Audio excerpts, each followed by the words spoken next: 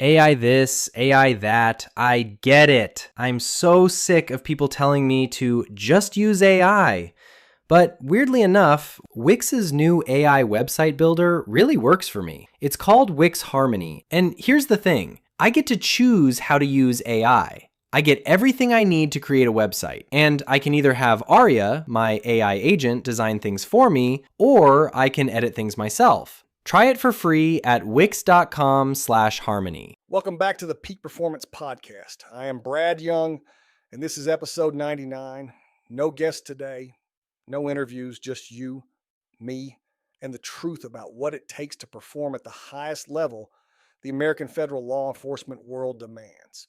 Today, we're going to talk about the 4 elite federal agencies: the Bureau of Alcohol, Tobacco, Firearms, and Explosives, the Federal Bureau of Investigation, the Drug Enforcement Administration, and the United States Marshal Service.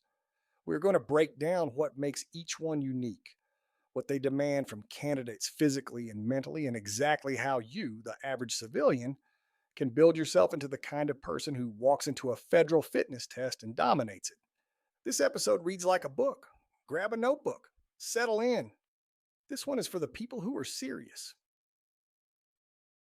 What peak performance really means. Before we talk about agencies and fitness tests, we need to define the term we keep using: peak performance. See, people throw that phrase around like a motivational slogan, but it has a very real and very measurable meaning when you are preparing for a career in federal law enforcement. Peak performance means your body and your mind are operating at their highest sustainable output across multiple domains simultaneously. It is not just being strong. It is not just being fast. It is not just being mentally tough. It is all of those things working together under pressure day after day without breaking down. The reason so many candidates fail their federal fitness evaluations is not because they are lazy. Most of them train hard. They fail because they train the wrong things in the wrong proportions. They focus on one pillar, usually raw strength or endurance, while neglecting the others. A candidate who can bench press 300 pounds but cannot run a mile and a half in under 12 minutes is not a peak performer. A candidate who can run 5 miles but cannot complete a series of push-ups and sit-ups under a timed protocol is not a peak performer either. Peak performance is balance with a high ceiling. What separates the average candidate from the elite candidate is a systematic approach to training. The elite candidate understands that their body is a system. Their nutrition is fuel for that system, and their recovery is the process by which that system grows stronger. When you treat your preparation like a professional athlete preparing for the biggest season of their career, the results follow. And that is exactly what we're going to build together over the course of this episode. Federal agencies are not looking for perfect physical specimens. They're looking for adaptable, resilient, trainable human beings who demonstrate the discipline to have prepared themselves before they ever walk through the door. Your preparation is your first statement of character to those agencies. Show up ready, and you have already told them something powerful about who you are. Understanding the 4 elite federal agencies. Let us start by getting clear on what each of these agencies actually does, because the differences between them are significant, and those differences shape the physical and mental demands placed on their agents. The Bureau of Alcohol, Tobacco, Firearms, and Explosives, the Federal Bureau of Investigation, the Drug Enforcement Administration, the United States Marshal Service. Each one has a distinct mission, a distinct culture, and a distinct set of performance expectations. Knowing those distinctions will help you train with purpose rather than just training hard. The Bureau of Alcohol, Tobacco, Firearms, and Explosives enforces federal laws related to firearms, explosives, arson and alcohol, and tobacco trafficking. Their special agents and industry operations inspectors work across a wide range of environments, from urban crime scenes to rural explosives incidents. Their special response teams are among the most tactically demanding assignments in federal law enforcement. These agents regularly work alongside local and state law enforcement, and they are expected to be capable of dynamic entry, surveillance operations, and rapid response in unpredictable environments. The Federal Bureau of Investigation is perhaps the most broadly recognized of the four agencies, and for good reason. The Bureau is responsible for investigating over 200 categories of federal crime, including counterterrorism, counterintelligence, cybercrime, public corruption, civil rights violations, organized crime, and violent crime. Special agents within the Bureau may spend years in a white collar crime division and then transfer to a hostage rescue team training program. The physical and intellectual range required is broader than almost any other law enforcement career in the country. The Drug Enforcement Administration focuses its entire mission on enforcing controlled substance laws and regulations. Their special agents are embedded in some of the most dangerous criminal environments in the world: cartel investigations, international trafficking networks, undercover operations that can last years. The physical demands of undercover work are unique. Agents must maintain a baseline of fitness without looking like federal agents. Their resilience is tested not just in the field, but in the psychological pressure of prolonged deception operations. The United States Marshals Service is the oldest federal law enforcement agency in the country, and their mission is one of the most operationally intense. Marshals are responsible for fugitive apprehension, prisoner transport, court security, witness protection, and asset seizure. The fugitive operations alone place extraordinary demands on physical fitness. Marshals are routinely pursuing dangerous, desperate individuals across varied and unpredictable terrain. If you want a career in federal law enforcement that is consistently physically active from day one, the Marshal Service delivers that at a level few agencies match. What each agency tests, obeys, and why it matters. Now let us get specific. Each agency has a physical fitness test, and while they share common elements, the details differ in ways that matter greatly for how you train. Understanding the test you're preparing for is not gaming the system. It is intelligent preparation. A marathoner runner does not train like a sprinter. A federal candidate should not train generically when they have a specific target in front of them.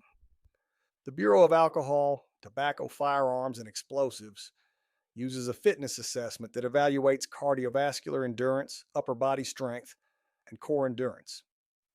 Candidates are typically assessed on a 1.5 mile run, maximum sit-ups in 1 minute, maximum push-ups in 1 minute, and a flexibility assessment.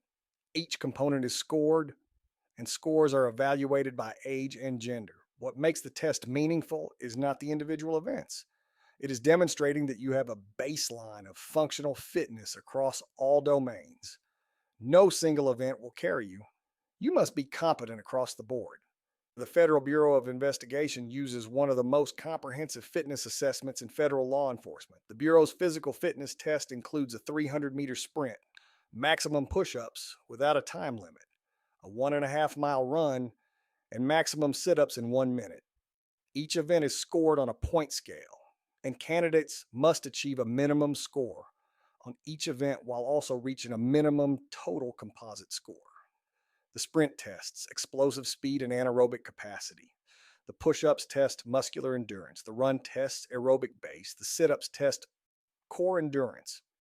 Failing any single event results in disqualification regardless of total score, which means you cannot be great at 3 things and terrible at 1.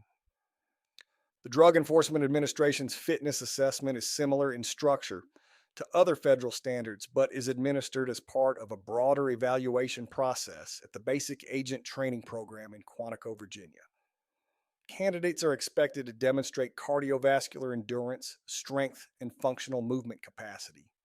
The physical demands of the training academy are sustained over an extended period, which means candidates must arrive not just capable of passing a single test day, but capable of performing day after day under accumulated physical stress. The United States Marshals Service uses a physical abilities test that is specifically designed to simulate the functional demands of the job.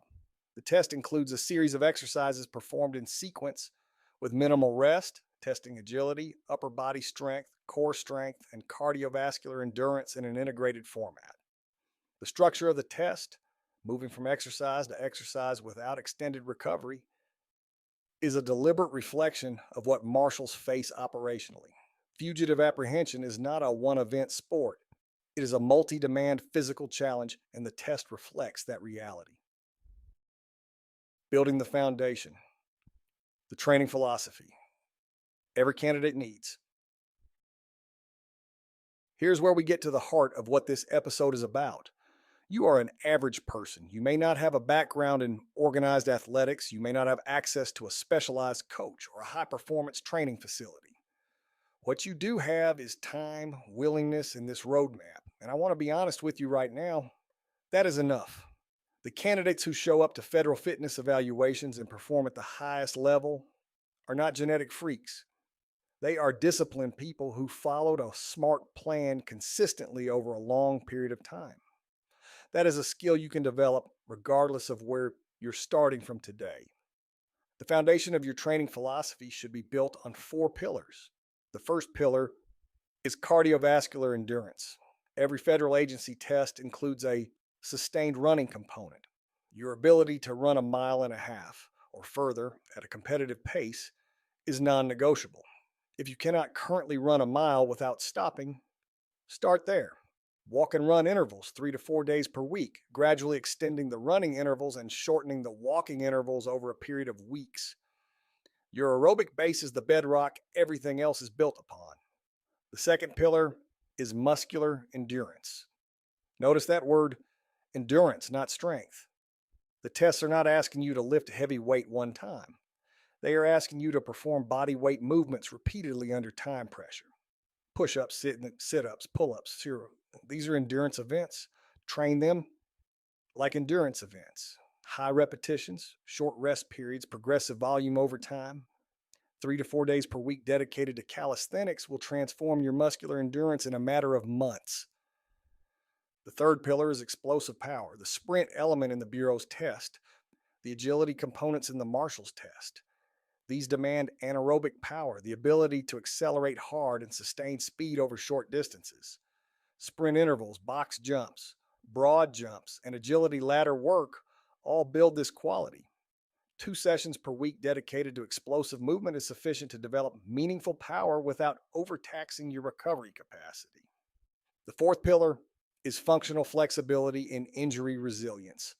This is the most neglected pillar among male candidates in particular. If your hips are tight, your running mechanics suffer. If your shoulders are immobile, your push-up form breaks down under fatigue. 15 to 20 minutes of mobility work after every session will pay dividends that no amount of additional training volume can replace. Treat mobility like training, not like optional cool down. The 12-week peak performance training plan. 12 weeks is the minimum time window I recommend for a candidate who is starting from an average baseline of fitness. If you have more time, take it. More time means a higher ceiling when test day arrives. But 12 weeks executed with discipline and consistency will produce a measurable transformation in every fitness domain the agencies test. During the first 4 weeks, your only job is to build the base. You are not trying to hit personal records. You are not trying to push your body to its limit.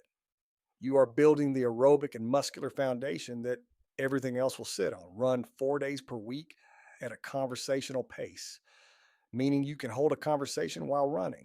Your runs should start at 20 minutes and build to 35 minutes by the end of week 4. On your 3 strength days, focus exclusively on push-ups, sit-ups, body weight squats, and plank holds. Work in sets of 10 to 20 repetitions with 90 seconds of rest between sets. By the end of week 4, you should feel like running is becoming natural and push-ups are becoming easier to string together in higher numbers. During weeks 5 through 8, you begin to introduce intensity. 2 of your 4 weekly runs become structured interval sessions. A classic and highly effective protocol is 6 repetitions of 400 meters at a hard but controlled effort with 90 seconds of rest between repetitions. This interval work builds both your aerobic capacity and your ability to handle the sprint demands of tests like the Bureau's 300-meter event. Your strength days now incorporate time sets, performing as many push-ups as possible in 1 minute, then resting 2 minutes and repeating for 3 to 5 sets. This is exactly how you will be tested, so train exactly how you will be tested. Begin adding a weekly sprint session, 6 to 8 repetitions of 50 to 100 meters at maximum effort with full recovery between each. During weeks 9 through 12, you simulate test conditions. Once per week, You run the full 1.5 mile distance as fast as you can and record your time. Once per week, you complete a full mock test. Time push ups, time sit ups, the run, and if you are preparing for the marshal's test, the sequential functional circuit. This phase is about discovering your current performance level, identifying weak points, and making targeted adjustments. If your run time plateaus, add a fifth running day.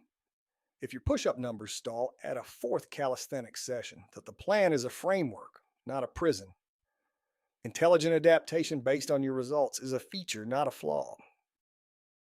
Nutrition as performance architecture, fueling the federal candidate.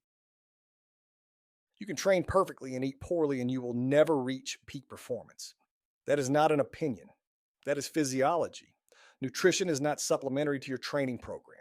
Nutrition is the foundation on which your training program is built.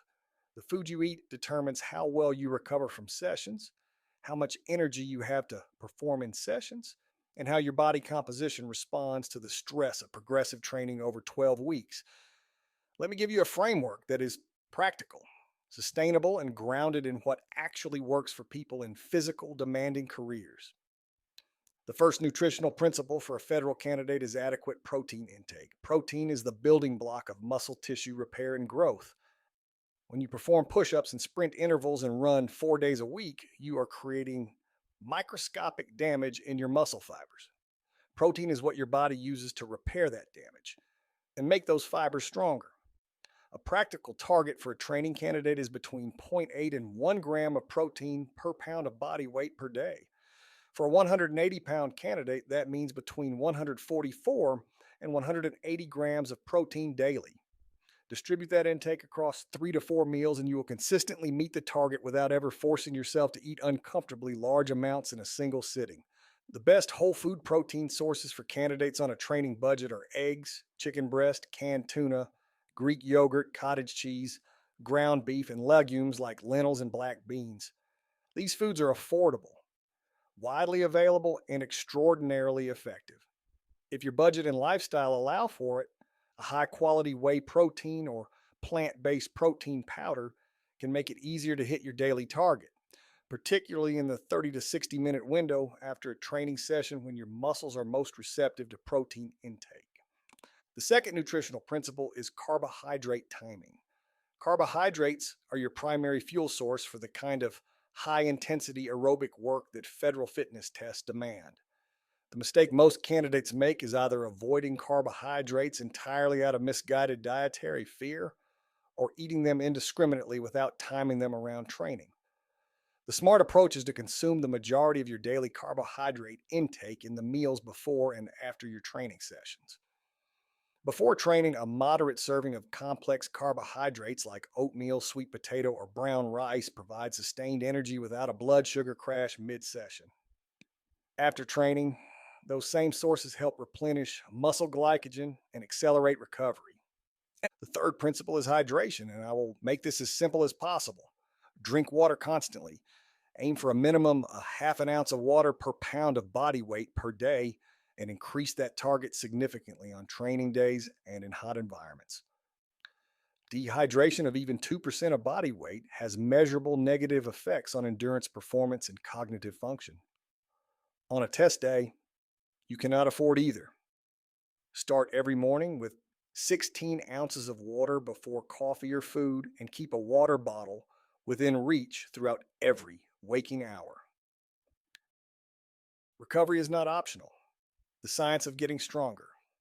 Between sessions. Here's a truth that took me years to fully accept. You do not get stronger during your training sessions. You get stronger during the recovery time between them. Training is the stimulus. Recovery is the response. When you train hard and recover poorly, you are applying a stimulus without allowing the adaptation to occur. You are essentially breaking your body down repeatedly without ever letting it build back up. This is the hidden reason why so many motivated, hardworking candidates plateau or get injured 6 weeks into their preparation. Sleep is the single most powerful recovery tool available to you, and it costs nothing. During sleep, your body releases the majority of its daily growth hormone output, repairs muscle tissue, damage during training, consolidates motor patterns learned through physical practice, and regulates the hormonal environment that governs energy, mood, and resilience. 7 to 9 hours of sleep per night is not a luxury for a federal candidate in training. It is a performance requirement. If you are consistently sleeping less than 7 hours, you are leaving significant performance gains on the table regardless of how well you eat or how systematically you train. Active recovery is the practice of performing low-intensity movement on your designated rest days rather than complete inactivity. A 30-minute walk, a light swim, a gentle yoga session, or a session of foam, rolling and stretching on a rest day keeps blood flowing to recovering muscles, reduces soreness, and maintains the neural patterns of movement without adding additional stress to your system. Think of active recovery as maintenance rather than training. You're not trying to improve on recovery days. You're simply keeping the system functional and primed for the next hard session. Stress management belongs in your recovery toolkit because psychological stress and physical stress are processed by the same biological systems. Chronic life stress, financial pressure, relationship difficulties, work demands, elevates cortisol, suppresses immune function, impairs sleep quality, and directly degrades your capacity to recover from physical training. This does not mean you need to eliminate stress from your life before you can train effectively. It means you need active practices to manage it. Daily meditation, even for just 10 minutes, has been shown to reduce cortisol levels and improve sleep quality in athletic populations. Journaling, breathing exercises, and time outdoors in natural environments are all practical, free tools for stress regulation that belong in the toolkit of every serious candidate. Training specifically for the Bureau of Alcohol, Tobacco, Firearms, and Explosives. Let us get agency specific. If you are targeting the Bureau of Alcohol, Tobacco, Firearms, and Explosives as your agency of choice, here's what you need to understand about what they value and how to tailor your preparation accordingly. The Bureau's special agents operate in environments that demand both sustained physical output and explosive situational response. They execute search warrants, conduct undercover operations, manage crime scenes involving explosives and arson, and work closely with tactical units. The physical demands are broad, and the emotional and psychological demands are significant. The Bureau's fitness assessment rewards balance across all tested domains. Your training emphasis should be equally distributed across your running, push-up performance, sit-up performance, and flexibility. Do not allow any single domain to fall significantly below the others. A candidate who scores exceptionally on the run but poorly on sit-ups has misallocated their training time. Use the Bureau's published scoring tables, which are publicly available and categorized by age and gender, to identify your current performance tier in each domain and direct additional volume toward your weakest areas. Beyond the fitness test itself, preparation for a Bureau career should include developing comfort with uncomfortable physical environments. Train outdoors in varying weather conditions. Run on varied terrain, trails, hills, pavement, grass. Expose your body to temperature extremes within reason. Bureau agents do not operate exclusively in climate-controlled facilities, and your training should reflect that reality. Mental toughness is built not by suffering for its own sake, but by systematically expanding your comfort zone in controlled, progressive ways. The tactical culture within the Bureau rewards candidates who demonstrate seriousness, accountability, and a professional demeanor. Your fitness preparation is one component of a much larger self-development project. Pair your physical training with structured study of federal firearms law, arson investigation fundamentals, and the Bureau's published mission and values. Show up to every stage of the application process, the written exam, the panel interview, the polygraph, as the fully prepared, deeply serious candidate you have trained your body to be. The preparation is holistic, and the agencies notice when it is. Training specifically for the Federal Bureau of Investigation. The Federal Bureau of Investigation is the most academically and physically demanding application process of the 4 agencies we are discussing today. And the physical fitness test is one of the most carefully designed assessments in federal law enforcement. 4 events, each one scored individually, a minimum score on each event required, a minimum composite score required. No single strength compensates for a single weakness. This design is intentional. The Bureau wants agents who are comprehensively capable, and the test is built to enforce that standard. The 300-meter sprint deserves specific attention because it is the most neglected event in most candidates' preparation. Running a mile and a half every week will do very little to improve your 300-meter sprint time. Sprint training is a neurological and anaerobic endeavor. To improve it, you must train it specifically. 2 sessions per week of short maximal effort sprints, ranging from 40 meters to 150 meters, will develop the explosive power and sprint mechanics needed to perform well on this event. Start each sprint session with a thorough warm-up that includes dynamic stretching, high knees, butt kicks, and 2 or 3 build-up runs at 70% effort before going to full intensity. The push-up event in the Bureau's test is unique in that it is an untimed maximum effort, and you perform as many push-ups as possible with no time limit, stopping when you break form or pause for more than approximately 2 seconds. This rewards both muscular endurance and strength. Your push-up training should therefore include both high repetition endurance sets and more difficult push-up variations, decline push-ups, archer push-ups, close grip push-ups that build the underlying strength that allows for higher total repetition counts. Grease the groove training, where you perform multiple sets of moderate difficulty push-ups throughout the day with minimal fatigue, is an extraordinarily effective method for accumulating volume and building the neuromuscular efficiency that translates directly to higher maximums. For the Bureau's sit-up event and the 1.5 mile run, the programming principles I outlined in the 12-week plan apply directly. What I want to emphasize here is the mental component of Bureau preparation. The Bureau's application process is long, often spanning 1 to 2 years from initial application to academy entry. The ability to maintain consistent training motivation over that time frame without the external accountability of a team or a coach is itself a form of performance. Candidates who arrive at the academy in peak condition after a year of self-directed preparation have already demonstrated a critical Bureau value: self-discipline in the absence of supervision. Training, specifically for the Drug Enforcement Administration. The Drug Enforcement Administration presents a unique training challenge because the physical fitness component of selection, while important, is embedded within a broader set of demands that are unlike any other federal agency's requirements. Drug Enforcement Administration special agents may spend extended periods in undercover roles, often in environments where their physical appearance must blend with the social context of the investigation. They must simultaneously maintain the fitness levels required for sudden, intense physical action while not presenting as visibly athletic law enforcement officers. This creates an interesting training consideration that goes beyond standard fitness test preparation. The physical fitness standards for Drug Enforcement Administration candidates align closely with general federal law enforcement standards.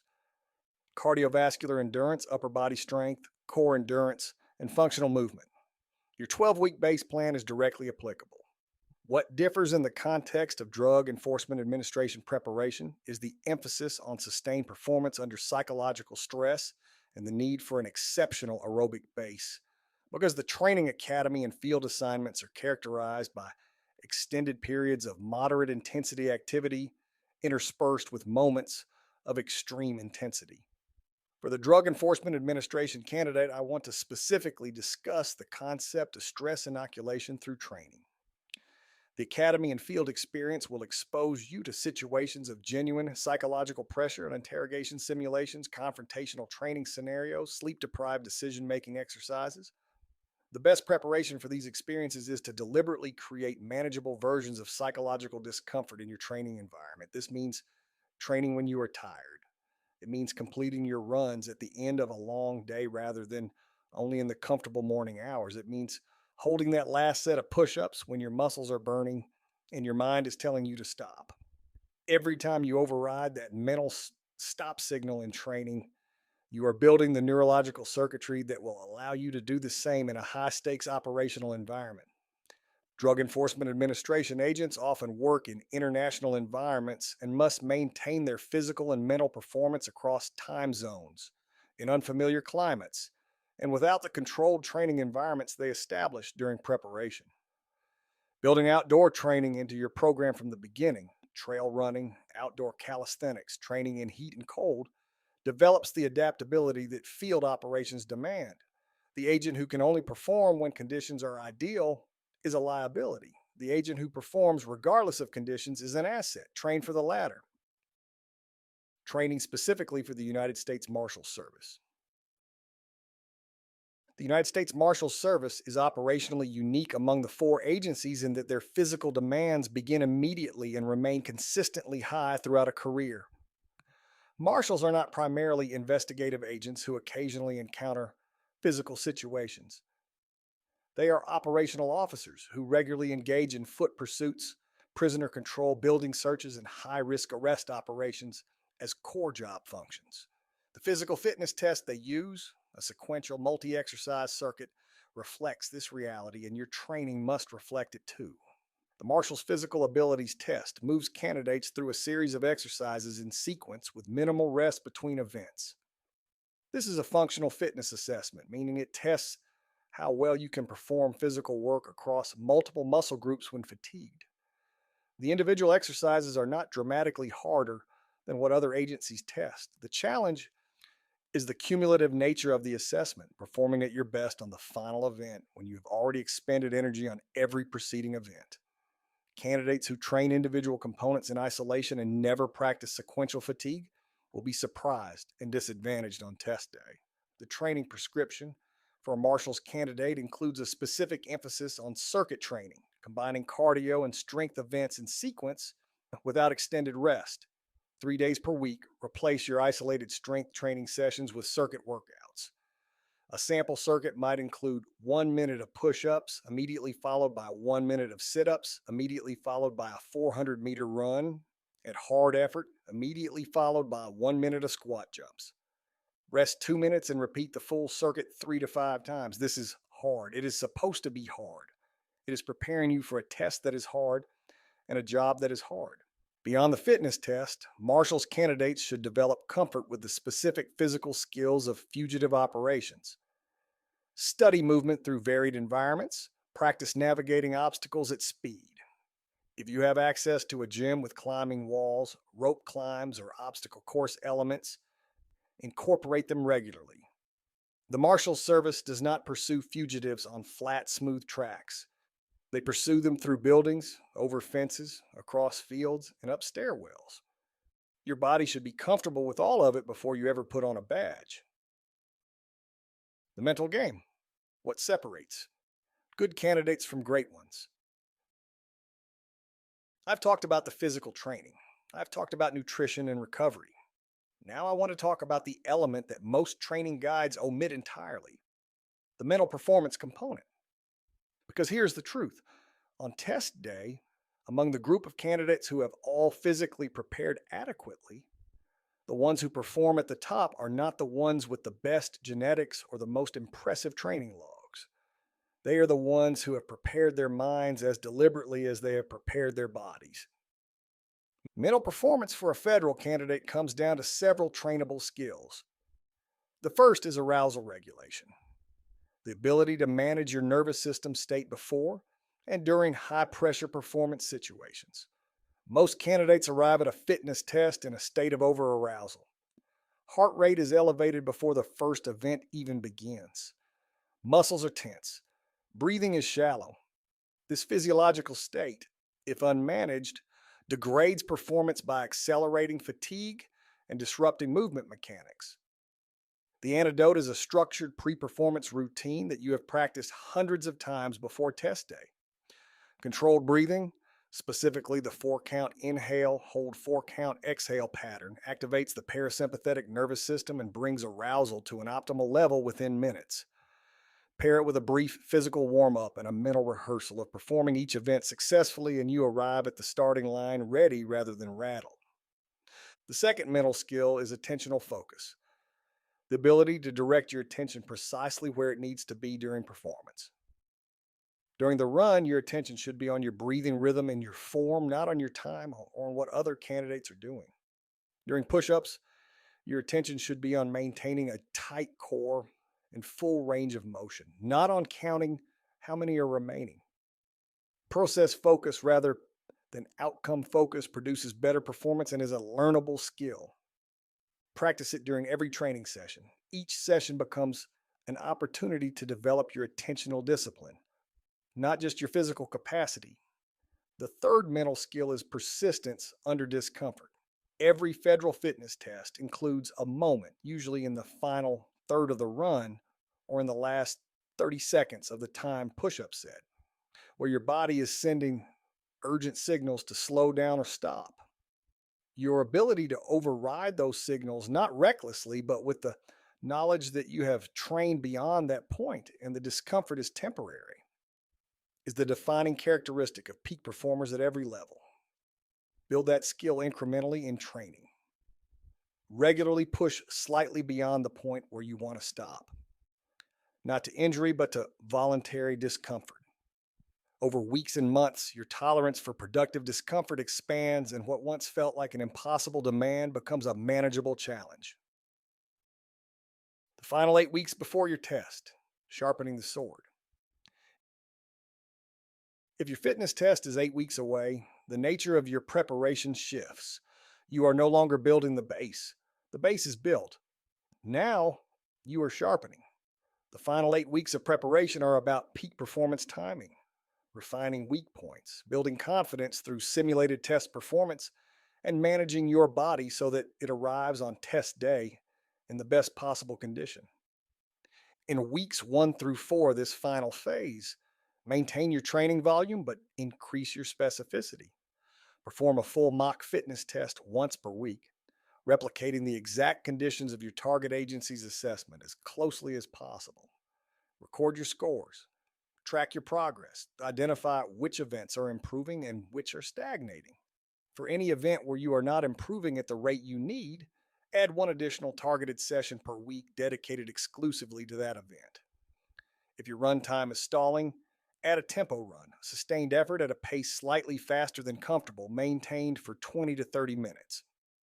If your push-up numbers are stalling, add a daily maintenance set of push-ups at about 50% of your maximum. In weeks 5 through 6, begin to gradually reduce your total training volume while maintaining intensity. This is called the taper, and it is a principle borrowed from competitive athletics. Reducing volume allows accumulated fatigue to dissipate while maintaining the fitness adaptations you have built. Most candidates who experience a training taper for the first time report feeling unusually energetic and strong in the week following volume reduction. That feeling is your body performing at its true potential without the fog of accumulated training fatigue. Trust the taper. Do not interpret the reduction in training as laziness. It is intelligent timing. In the final 2 weeks, your primary job is to sleep well, eat consistently, stay hydrated, and maintain movement without adding any new stressors. Light runs, short calisthenics sessions, and thorough mobility work keep your body primed without adding fatigue. Avoid any new exercises, any maximum effort tests, and any dramatic dietary changes in the 2 weeks before your assessment. Consistency and familiarity are your allies. The day before the test, perform a brief light movement session for 15 to 20 minutes of easy jogging and dynamic stretching. Eat familiar, well-tolerated foods. Get to bed early. You have done the work. Trust it. Who you are becoming. The character behind the candidate. We have covered a tremendous amount of ground today. Training philosophy, agency-specific preparation, nutrition architecture, recovery science, mental performance, and test day strategy. But I want to close this episode with something that sits beneath all of it, the character dimension of becoming a federal agent, because the agencies we have discussed do not simply hire physically fit people. They hire people of exceptional character who also happen to be physically fit. The Bureau of Alcohol, Tobacco, Firearms, and Explosives, the Federal Bureau of Investigation, the Drug Enforcement Administration, and the United States Marshal Service are institutions with histories, cultures, and missions that extend far beyond any individual career. When you are in a position within one of these agencies, you are inheriting a legacy of service and sacrifice that goes back generations. That is not a burden. It is an honor. The candidates who approach the application process with that perspective as something they are earning the right to belong to rather than something they are entitled to or the ones the agencies want. And they are the ones who survive the inevitable difficulties of a demanding federal career with their integrity intact. The discipline required to follow a 12-week training plan, to cook your own food, to prioritize sleep, to train when you are tired, to practice mental skills that feel awkward at first. All of that is character development in disguise. Every time you choose the training session over the comfortable option, you are making a statement about the kind of person you are. Every time you choose the nutritious meal over the convenient one, you are building the habits that will sustain you through a career that will ask more of you than most careers ever do. The federal law enforcement candidate who arrives at their fitness assessment having genuinely prepared, not just physically, but mentally, nutritionally, and characterologically, is a different kind of human being than the one who showed up hoping their natural ability would be enough. The agencies can tell the difference. The evaluators who have spent years in high performance federal careers can read preparation in the way a candidate moves, the way they carry themselves, the way they respond to pressure. Your preparation is visible. Make it visible for the right reasons. This is episode 99 of the Peak Performance Podcast. I'm Brad Young. Thank you for spending this time with me today. If you are serious about federal law enforcement, take this episode and treat it like the resource it was meant to be. Revisit it as your preparation progresses. Hold yourself accountable to the standard we discussed.